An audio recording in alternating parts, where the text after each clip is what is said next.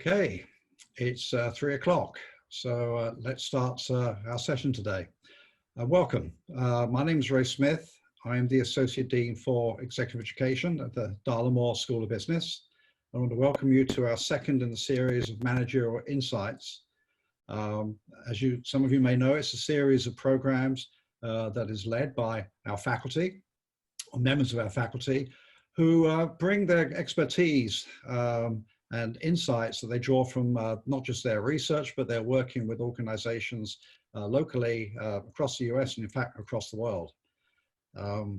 This was set up in order to bring such insights to our business community of which we're a part, to help people think through some of the rather unique and interesting challenges that exist for businesses at the moment.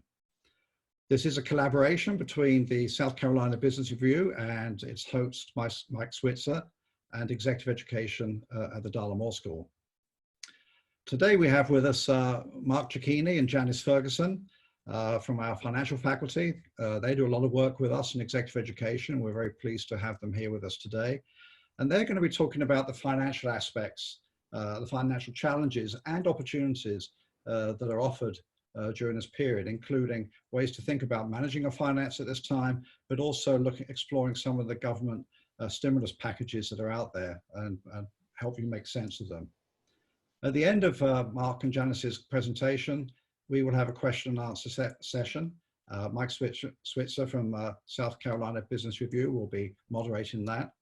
If you do have a question, if you would use the chat function, which you will find at the bottom of the screen, please type your chat. That will be recorded and Mike will have access to that and will ask your question on your behalf of Mark and Janice at the end. This is recorded. This is only part of our process. So you're with us today, but this recording will be available and sent out on all the social media outlets that the Darla School has, as well as with South Carolina Business Review, and will be available to anyone that wishes to see it. So please spread the word. PowerPoints that are being used today will also be made available just after this session. So I'm going to be quiet now. I'm going to settle back. I'm going to welcome Mark and Janice and look forward to hearing what you have to say. Thank you. Thank you. Thanks, Ray, and thanks, Mike, for having me. So just a little background before I get started. I feel like I've been in the field, well, I'm getting on in years now, so I've been in the field for a while, and I know that I struggled a little bit in the financial crisis time because I felt like as a professor of business, we're supposed to know something about what's going on, and when the world kind of turned upside down and everyone's trying to figure out why, it was frustrating that we didn't have a great grasp on that. Now I felt like when this came around, I feel helpless in a different way. Obviously, we're not as concerned with, how this happened. We all know how this happened, but now, how do you go forward? So I really appreciate Ray and Mike inviting me to this because I feel like it gives us an opportunity to try to at least give a little bit of insights, kind of to help things along. And so just to make sure that everybody's aware that I am a professor, I did bring my bust of Plato here with me so that no one will question the fact that I have professorial authority. So with that, I will get started here and talk a little bit about, so one of the things I did when I started to think about how to talk about this was I thought a little bit about the how to organize this into a framework. And so my framework is a little bit like sort of Maslow's hierarchy of needs, kind of. I'm thinking a little bit like, okay, you've got, you can't really get to step 3 or 4 until you get through step 1 and so on. So I'm thinking about the fact that you need to first figure out how to keep the lights on. And that's the part of just kind of keeping the business open. You can't really think of anything else until you can do that. And I think a lot of companies are facing that exact issue right now. Once you actually do that, then the question is how do you actually manage during this mess? Like, how do you manage effectively when there's so much uncertainty and it's so difficult to make decisions and know what the future is going to bring? So coming up with some kind of methods of getting through that. And then the third part is just how do you is there a way to get better? And you know, I'm sure people will be skeptical about, you know, how do you get better during this? So my thought is are there ways to get better by doing something that you can actually do now to make yourself better after? Because obviously your dynamics are a little bit different now than they would be in the normal time of business. So sort of a first look, second look, and third look.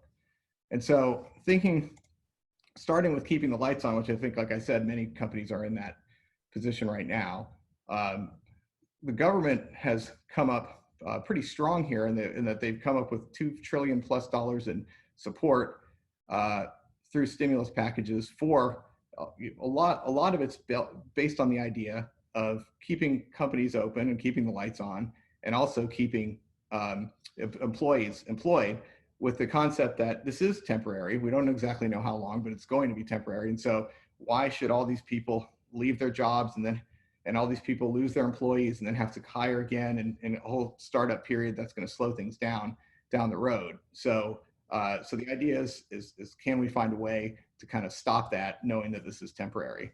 And so and Janice Ferguson is going to take over from here because she knows a whole lot more about this than I do. Well, thanks, Mark. That was actually a great introduction to our topic this afternoon. And so, as you just mentioned, what I would like to do would be to maybe take a high-level review of just parts of the government stimulus package, because, of course, it's very complex and there is a lot to it. But what I thought that we would do today is just to take some areas that I have found that there have been quite a few questions about, and hopefully be able to clarify some of the information for the folks. As we're getting started here, I would like to say that, of course, we can't cover all of the details in the 10 to 15 minutes, okay, that we have. So I would certainly encourage businesses, as they begin to take a deeper dive into some of these packages, that they consult with their accountant, even their banker, their legal counsel, because some of this can get complicated and there's still a lot of uncertainty around some of these. So Mark is going to be advancing the slides for us today. So Mark, you can't fall asleep here on me. So basically what I would like to start out with is the Families First Coronavirus Response Act. There seems to be a number of different questions related to this act. And so what I've tried to do here is to break it down into 3 different components. There's the emergency paid sick leave. Then there is the emergency paid family leave, which is basically just an expansion of the FMLA Act as we know it. And then because employers are going to be required to put out dollars to pay for this sick leave and family leave, there are some tax credits for the sick and family leave that they actually are going to be able to apply for. So let's just start out by taking a look at who does this act actually apply to. It's going to apply to employees with less than 500 employees. It's also going to include self-employed individuals and government agencies. I've found that there are some people that do not realize that. And this is for a period that's actually already started. It started April the 1st, and this will run through the end of the year. So next, what I'd like to do is to talk a little bit more about each one of these. So let's start out with this emergency paid sick leave. You're going to see that this is going to get fairly detailed, but I'm going to try to keep it as high level as possible and hopefully still be able to get some clarity to it. So this paid sick leave is going to apply to an employee who is not able to work because either they have been isolated or quarantined due to the coronavirus, or they may just be experiencing symptoms and they're seeking medical diagnosis. So either one of those, okay, the employee would qualify for this. So what happens with the employer? The employer would be required to pay the employee their regular pay up to basically 10 days or 2 weeks. Now, this is subject to a $511 per day max or a $5,110 aggregate limit. So you can see that that's basically for 2 weeks. So this is if they're isolated or quarantined, or they're experiencing symptoms and seeking medical advice. Also, and let's go on to the next slide, Mark, this same part of this act also applies to an employee who is unable to work, and that would include either going on site or telework because they're caring for an individual who is quarantined. Or what I'm finding that a lot of people have questions about, this also applies to an employee who is at home due to school or daycare closings because of the coronavirus. If that's the situation, then the employee is entitled to not their full regular pay, but 2/3 of that regular pay, subject to a $200 per day max. Of course, 10 days, that would be a $2,000 aggregate limit. So you can either be sick yourself and quarantined, or you could be caring for a child. So that's basically the paid sick leave. Let's move on to the family paid leave now. And like I said earlier, this expands the FMLA Act as we know it, which gives the employee the right to take up to 12 weeks of leave if they are caring for a child under the age of 18. Again, if the school or daycare is closed due to coronavirus. The act does stipulate that the first 10 days may be unpaid, but after 10 days, then the employer must pay the employee that same 2/3 of their regular pay, subject to $200 per day. So what can happen is an employee can be covered under the paid sick leave for the first 10 days and then convert over for the remaining 10 weeks under this particular package. So you can see that this is going to be cash outflow for the employer. So what has the government done to try to kind of help stop this bleed? So what can happen is that the employer will be entitled to a credit, and the way that this will work will be that the credit will be taken on the employer's Form 941, that's their payroll quarterly report. I put a couple examples on this slide just to give two different types of an example. Let's say, first of all, that we have employees that we pay $4,000 of sick leave. Now, that could be either the paid sick leave or the family leave. We've paid them $4,000 and we need to deposit, say, $6,000 of payroll taxes. So what we could do is we could offset that $6,000 by the $4,000 in sick leave that has been paid, and then the employer would only be required to deposit the remaining $2,000 on their next deposit date. But let's look at it a little bit differently. Let's say that the employer actually has paid $12,000 of sick leave and they only need to deposit, let's say, $9,000. In other words, what they have paid out is more than what the payroll taxes are that would need to be deposited. In that case, they can offset the entire $9,000, and so they wouldn't need to make a payroll tax deposit, and they can also file a request for an accelerated credit for that remaining $3,000. So yes, the employer is going to have to put out cash on the front end, but this is how the government is going to assist with that credit on the back end. Okay. I also mentioned that self-employed individuals are also, this tax credit is available to them. I'm not going to go into the details of the information that is on this slide because basically it works the exact same way that we just discussed for an employee-employer relationship, but the credit is taken against the Form 1040 self-employment taxes, which basically will reduce their estimated tax payments. So that's how it would work for self-employed individuals. Now what I'd like to do is to move on to some other additional government relief. which is a part of, I'm sure many of you have heard the term CARES Act through the media. Now, this is a very, very large stimulus package, and within 10 or 15 minutes, no way that we can probably give this act justice. So what I thought I would do would be to just focus in on 3 different components of this act, some that of which I have gotten questions about, some things that I have seen in the media that I think that are confusing.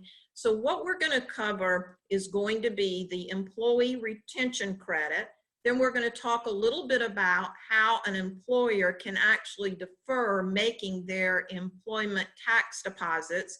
And then something I'm sure that we have all heard a good deal about is the Payroll Protection Program, or the 3P loans. So Mark, let's start off talking about this in employee retention credit.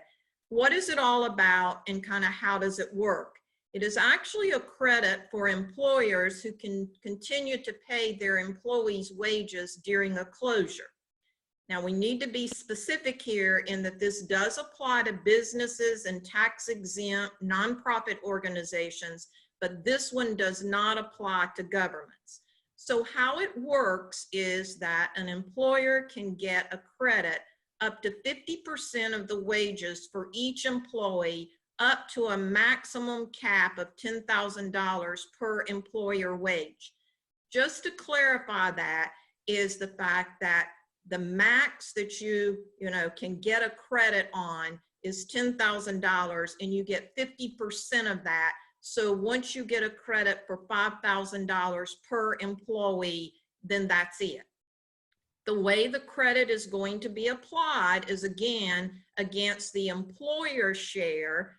We all know, okay, that both the employee and the employer is required to pay Social Security taxes. So the credit is going to offset against the employer's share, and any excess could be refunded. Now, to be eligible for this credit, an organization must carry on business in 2020, and they either have to be ordered by the government to shut down due to coronavirus or reduce their operations. That's one way that they would be eligible. The other is if they have significant decline in their business during a calendar quarter in 2020. There have been a number of questions about the definition of suffering significant decline in business. Everything that I'm reading, it appears that that is going to be defined as a loss of 50% or more of your revenue. So that's certainly a benefit that employers could take advantage of. So let's move on now to the deferral of employment tax. This is pretty straightforward, but just a couple of things that I wanted to point out because businesses may or may not be aware.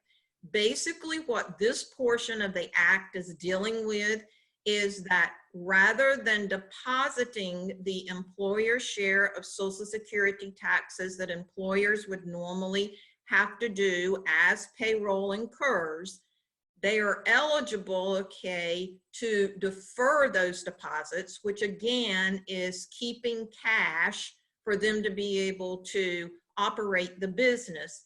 Now, this is going to be effective through the end of the year. And the great thing about this is the amount that is deferred, the dollar amount that is not deposited, 1/2 of that will need to be paid by the end of 2021, and the other half by the end of 2022.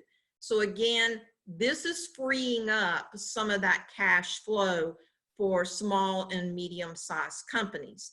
Also, self-employment taxes, they can also delay 1/2 of those. Now, I want to move into this payroll protection program because that seems to be where the most confusion is. And if you start to read that, it just goes on for pages and pages. But basically what this is, it's a loan program to a business, a nonprofit, veterans organization, need 500 or fewer employees, and it also does apply to self-employed individuals. I Was talking to someone just this past week, and a self-employed person was not aware that they could actually apply for one of these loans. The covered period has already started back February 15th through June 30th. One of the things that I wanted to make sure that we point out is that there is a cap on the maximum amount of this loan. It is the lesser of $10 million or another amount that the calculation becomes somewhat complicated. It's a computed factor times 2.5%. Basically, that computed factor has to do with an average of your payroll cost and a few other things. This is where you want to get your accountant involved in helping with that particular calculation. So just a few other things about this payroll protection loan program is that the act is very straightforward about what the qualifying use of these loan proceeds can be. In other words, what can we use the money for? The four things that the act specifies would be payroll taxes, interest payments on a mortgage, interest on debt that you already had before all of this happened, plus rent and utilities. You want to be very careful with that definition of payroll cost. There are things that it does include, and there are things that are exempt, like an individual who makes over $100,000 a year, that is exempt out of that payroll cost. So be sure if you are considering one of these loans that you look at the definition of what is included and excluded from payroll cost very, very carefully. Now, if you're lucky enough to be able to get one of these, it's going to be very important that you keep very good records to be able to show that you have used these loan proceeds for those qualifying expenses, because there is the opportunity for this loan to be forgiven. Now, it's the principal, not the interest, but the principal may be forgiven if basically, okay, we have used those loan proceeds for qualifying expenses during this covered period. Now, there are some stipulations that we need to be careful with about, this forgiveness, in the fact that 75% of the loan proceeds need to be expended for payroll cost. Or another way to say that is only 25% of the loan proceeds can be used for non-payroll cost, and those need to be expended within 8 weeks after the loan. Now, I think the big thing about this loan forgiveness is the taxability of it. Of course, any amount that's forgiven doesn't have to be repaid, but as we accountants know, most of the time a loan that is forgiven ends up as gross income, and you actually have to pay tax on that.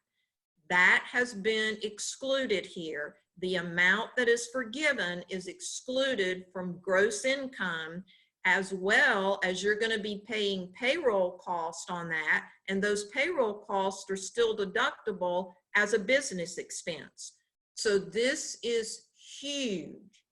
Now, the only, I guess, bad news that I may have about this is that I understand that there is a huge backlog of applications here. If you remember, we've already seen 2 stimulus packages. About $349 billion of the first stimulus package was to go to fund these PPP loans. Well, that money ran out fairly quickly. So there was another stimulus package with additional funding, but it's my understanding that there were so many backlog applications that they're doing it on a first come, first served basis. So hopefully a business already has their application in and they're just waiting for approval. If not, you may have to stand in line, and whether or not there is going to be money there is still to be seen. So what I would like to do here to wrap my portion of it up is to just remind everyone that these three things that I just talked about in the CARES Act, they're mutually exclusive. Now, what in the world do I mean by that? Is that basically you can't double dip. If you are going to have one of these payroll protection loans and go after loan forgiveness, then you are not entitled to the employee retention credit. So if your loan is forgiven, then you can't get the credit for the employee retention. On the deferral of the payroll tax deposits, you can defer those deposits up to the time that you are notified that your loan has been forgiven, and that can be a period of time. So you can defer those tax deposits, but then when you get that notification that your loan has been deferred, then you must resume your normal tax deposits. I know that was a lot of information in a quick period of time, but I'm going to hand this back over to Mark now, because what he's going to do is carry us through how in the world do we try to manage all of this effectively. So Mark, back to you.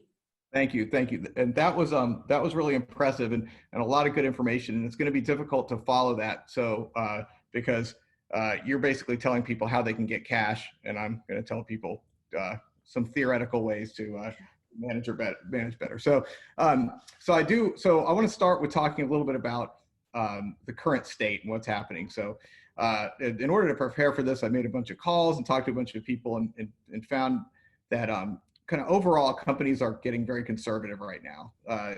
Even if they're large companies with great credit lines, they're taking a lot of cash in, and they're taking loans to get cash in, and basically kind of hunkering down with the mindset that, you know, this could be kind of a long, cold winter. And you can kind of understand it because you see projections of this is, you know, we're going to be done in a month to we're not going to be done until a vaccine comes out, which could be 18 months to 2 or 3 years. And so there's a lot of stress and uncertainty. And then so risk aversion sets in, and companies are trying to kind of keep a lot of cash on the books. And so another thing this affects is capital projects. Capital projects are largely on hold, which of course has an effect on the overall economy, because all those companies that are offering those capital projects aren't going to be seeing quite as much work coming soon. And I've talked to a couple of people in kind of in the business of capital projects for companies, and what I've heard from them is that they're actually working pretty well right now, but that their lead up is where they're making sales and business for the third quarter has been kind of totally dry. So there's a fear that secondary wave is going to come for a lot of businesses where there's going to be nothing going on because of all this conservative thinking that companies are dealing with. So of course, the fact that we have all this uncertainty is leading to the fact that the annual budget process is largely broken for companies. It's hard to budget for a year or long-term budgets when we have so much uncertainty going forward. So I got this statistic today that 415 companies on the publicly traded companies stopped their annual guidance, and 39 companies have even stopped their quarterly guidance now. So companies are sort of saying, we're not going to tell you what we think we're going to make this year because we're really very unsure about what's going on. And so we got to kind of focus much more short term. And so all of this, from a management control perspective, kind of makes things difficult, because a lot of compensation at companies tends to be incentive compensation. You have to figure out how to manage people and get people and keep people interested and doing their job and doing the best they can. And if you have an incentive compensation plan built on these numbers, these annual budgets, they're not going to be doing very well right now. So here's some potential intervening strategies to deal with some of this confusion. And so, moving from kind of these annual budgets to rolling forecasts, and those rolling forecasts could potentially be anywhere from a month to 3 months, but just continuing to kind of build little by little, which is a good management control strategy to have anyway, even if you do have annual budgets, because that allows you to have more flexibility. And companies that do rolling forecasts tend to be more agile and more able to take and handle hits and different changes in the economy And so it actually would be a beneficial thing to potentially bring in as well. So incentive compensation plans, some suggestions on those is from a company's perspective is thinking about updating those targets. So, right, so you know those numbers that are not going to be met anymore. So can you lower those numbers? Now as a company, you may not know what to lower those numbers to. So then you can go to different methods. So another somewhat hot topic in management control is relative performance measures. So thinking about how to compare your company to other companies, peer companies in your industry. So going to something like that allows you to, everybody's in the same situation. So this allows you to compare to other competitors and then be able to kind of go from there. And then it takes away the fact that everybody's year has been changed because we're all in the same boat. So another thing is thinking about much more subjective measures. So a lot of times incentive compensation is built on some combination of subjective and objective measures. Largely, they're usually more objective because those are easier to manage. But moving kind of a little more toward the subjective measures that help, that you can actually kind of manage and see what's going on during this time frame. Things like, team players, manage how to be a team player, making sure that you're managing by objectives, giving some, kind of action controls and forward-thinking things to do that you can actually kind of see whether whether people have met those and kind of go with that. But more than anything, I think the big goal is to communicate your process. So a lot of people, so just as if I'm talking from the business owner perspective or executive perspective, is that you're anxious because you don't know what's happening, but so are your employees. They're anxious, and so making sure that you may not actually know the answer yet, where you're headed and how to do this or how to change these compensation plans, but just you can go ahead and say that. Just make sure you're clear to people that it's important to you, just like it's important to them to figure this out, and that we're going to kind of get through this together. I think people are insecure; they're not as physically connected as they are usually. So making sure that people understand that this is a concern, whether or not you can solve the problem. And then another thing is thinking about loosening payment terms. A lot of companies are doing this now, and of course, you have to first think about this keeping the lights on thing, right? And so you can't just necessarily do this willy-nilly, but at the same time, if you're able to make that happen, then you show goodwill to your customers. And again, this is going to eventually end, and this may actually be a sort of a short-term loss and a long-term gain for you if you show goodwill during this time. So those are some ideas about how to kind of deal with the confusing control structure. So then here's my last one, and this one is probably even a little bit more ambitious since people are stressed and aren't sure. But I guess I have this thought that when you're waiting for something to happen and you're anxious and you've got a little downtime, instead of waiting and being and just worrying about things all the time, you do better when you actually can do something that makes you feel like you're moving forward. And so and we've been teaching, Janice and I both actually been teaching in a program with the Army for a long time through Exec Ed, and this group of Army students comes in and they spend 4 weeks on campus, and we make them do a project that's an improvement project for their organizations. And they actually have to find an actual problem, and then they've got to kind of show that they can improve that problem. And we found that we've been impressed by the fact of how much fun they have doing that. And a lot of them talk to us about the fact that they wouldn't have been able to do this kind of on their daily job, that there's too much going on, and you have to actually step away from the office to get this kind of stuff done. And so that's kind of what was my motivation for this, is everybody's sort of stepping away right now, right? Most people are not in the regular frame of mind. So maybe using this to your advantage to do something. So I'm thinking about what's simple and cheap. All you need is pencil, paper, a Zoom account, and all the extra time you have. So I'm thinking, so what about business process improvements? So every company is a kind of, and the way I look at it is a collaboration of business processes. So your two main ones, your order to cash, from when you take your orders to when you actually receive your cash, your procurement process, procuring what you need to when you actually have to pay for it. And then of course, there's all kinds of other ones too in the process, but those are two of the main ones. What about sitting around? Most companies tend to have some inefficiencies in those processes. Sitting down and kind of mapping this stuff out, writing out narratives of how this works, and potentially coming up with some improvements to these processes that you could then kind of bring into play later. Not necessarily like you'll be able to do it now, but you can actually get ready for that for later. Another area for management control that's important in management control is the idea of performance measurement systems. So we're always fussing about how we can get the right metric to kind of drive people in the right direction and drive everybody to kind of do the best they can. So what about coming up with some of those? Those don't take any money. They just take kind of time and effort and thinking, and maybe getting the management team together. A lot of companies are doing OKR, objectives and key results systems these days. And those are kind of sort of short-term type things where you come up with an objective that kind of lasts 3 months to a year, and then you come up with a key result that you might keep moving forward, a couple of key results toward those objectives, and kind of move and thinking about those to help kind of build your management structure. Developing or updating your balanced scorecard. Those are a little bigger, but thinking about kind of the right metrics for that.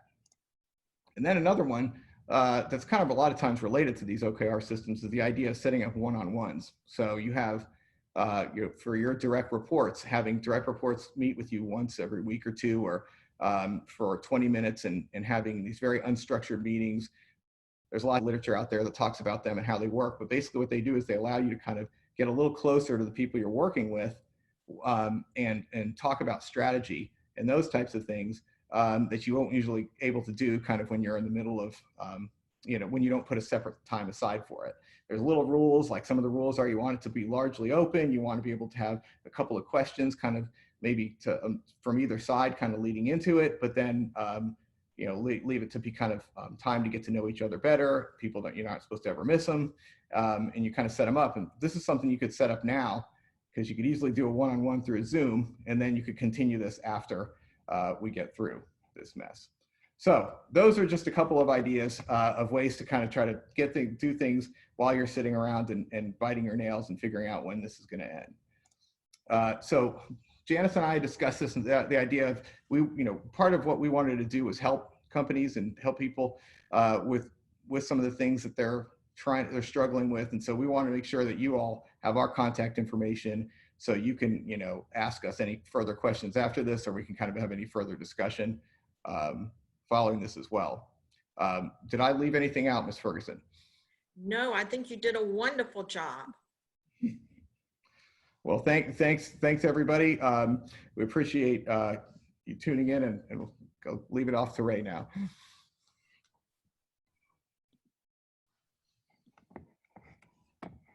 Actually, we're going to hand over to Mike Switzer for some questions. Oh yeah, Mike, sorry. All right, let me get myself started again now. Here we go.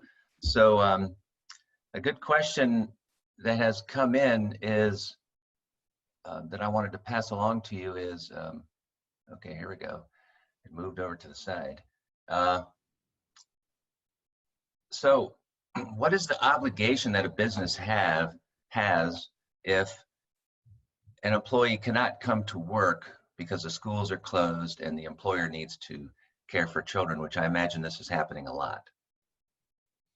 Mark, you want to take that one, or you want me to take it? I would love for you to take that one. That sounds more accurately. Okay, and actually, this is something, that there has been a lot of interest in and a lot of confusion. So the obligation that the employer would have would be to allow the employee to take the 12 weeks of the expanded FMLA. What they would do is basically they would be covered under the emergency sick leave pay first for the first 10 weeks, and then they would have the 10 remaining weeks under the family leave. So the employer would be paying this out. So that's going to be one of their uses of dollars that they're going to have. And this would be limited to 2/3 of their regular pay, as I'd mentioned earlier, up to a max of $200 per day. But I think that a lot of employers are going to find themselves in this situation. If they're covered under that Families First Act, then this is going to trigger that to be paid. And then, of course, they will retrieve those dollars through those tax credits that I referred to. All right, here's another question that's come in. covered period for PPP begins February 15th, yet only covers expenses incurred within 8 weeks of loan date. The first date for any funded PPP loans was in early April. So do any of the expenses like payroll from February 15th through the date of the loan being granted qualify for coverage? That is an excellent question. And that is one of those areas that still there is uncertainty. I do know that there have been, the AICPA has asked for clarity on this, and I haven't seen anything. The assumption is that since it did begin before there was actually funding, that a business may be able to go back and count some of those payroll costs that they may have incurred before the actual loan. But again, no clarity that I've seen on that yet. And you mentioned OKRs, Mark. What, for our small businesses out there, the really small ones, maybe they don't know what that is, what that is all about. Can you tell us how we can get more information on those? Yeah, so it's kind of interesting because the idea of the OKRs came up in like the 70s, and it's from a long time ago from Intel, from Andy Grove, who's kind of a legendary manager, and then all of a sudden they've kind of taken fire kind of in the tech world and the startup world. So they're actually used in large companies and small companies alike. And I think one of the reasons was because Google kind of credits a lot of their success to using OKRs. And so there's a book called Measure What Matters by John Doerr, and I think it's a really good place to start. It's a really good read, and he talks about, he's the guy who introduced OKRs to Google, and then in lots of other companies. And so that's a good place to start. Then there's another book called Radical Focus by Christine Wadke, and she teaches at Stanford, and she actually does a book that's like one of those fictionalized, it's a fiction book about this kind of thing, and it talks about a startup and how a startup actually uses OKRs to kind of develop their company. All right, and are there any tricks that a company needs to know in order to make sure that they get maximum loan forgiveness for a PPP loan? And Mark, I'm assuming you would maybe like for me to take that question as well? That I would, thank you. Yes, that would be great. Okay, the two things that a company would need to do would be to make sure that those loan proceeds have been paid out within 8 weeks from the loan origination date. That is very clear in the Act. And also they need to keep very good records to be able to show that 75% of those loan proceeds have been used to pay qualifying cost, and that of course only 25% of those are just non-payroll costs. So the best advice that I could give a company to maximize their loan forgiveness would be keep very, very good records. All right, and I see one more here. For those businesses who are taking this downtime to work on their business processes, are there certain methods you would recommend, any software you would recommend to help them do that? Yeah, that's a good question. You can do it as simply as paper and pencil, but you can also, it's nice to build these where you build an as-is model, and then you can kind of look at that, analyze that, and then build a kind of improved or better. You could look a model like that. So I think, or to-be model, I guess, what we would call it. And so usually for our classes, people will just use Excel. They can do that in Excel or in PowerPoint, but there are specialized tools that are really nice, like Visio, and there's a lot of open source ones that are out there too now that are actually free that you can get, or you can get like the demo kind of versions for a month, which is really all you probably need.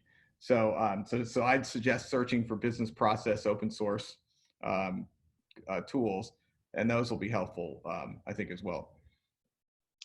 All right, and so just a reminder, I guess we're about to wrap it up. If anybody has any more questions, just use the chat function at the bottom of the screen. Send that to us, and we'll get that to our hosts today. And then we will be back on the air with the South Carolina Business Review and our next guest with this Wednesday, and then another Zoom conference with that guest on this coming Monday. And we'll let Ray tell you more about that when he comes back on. Thank you, Mike. Thank you especially to Janice and Mark. I thought that was really interesting, lots of information. And I certainly found it very useful. I'm sure other people will as well. Just to remind everyone that everything that you've seen and heard in this session has been recorded and will be made available on our website, on the Darla School of Business. If you go to Talent Solutions, you'll find Executive Education, and you'll see that series there. You will see the audio file for Mark's, or at least a link to the audio file of Mark's radio interview last week. And you will also see in a few days' time, because we have to get it transcripted, this recording. Please make it available to other people that you think might find this useful. And we will be putting that out, as I said earlier, on our social media platforms and so on. So looking ahead to next week, we're going to have Dr. DJ Shepka. He works with us a lot on strategy programs and leadership programs, working with a wide range of companies, and has a background in consulting as well. So he's going to be looking at something that resonated with me recently. So I'm an ex-Brit, and the Prime Minister of Britain got very sick of the coronavirus and nearly died. And I don't think there was a plan. So this can happen to any of us. We could be sick, we could become unavailable for work. Some of your other leaders and managers might be as well. So Dr. Shepard is going to be talking about that and how to go about actually establishing a succession plan, or at least a replacement plan while someone is not available. That will be next week's session. I hope you will join us for that. If you found this interesting, please tell other people about it, invite them to join, or go on our website and look at past presentations as well. So thank you very much for joining us all. Janice and Mark, thank you once again, and Mark and Mike, and thank you as well for helping us out as well. Thank you. Stay safe, everyone. Goodbye. Thank you, Ray. Thank you, Ray and Mike.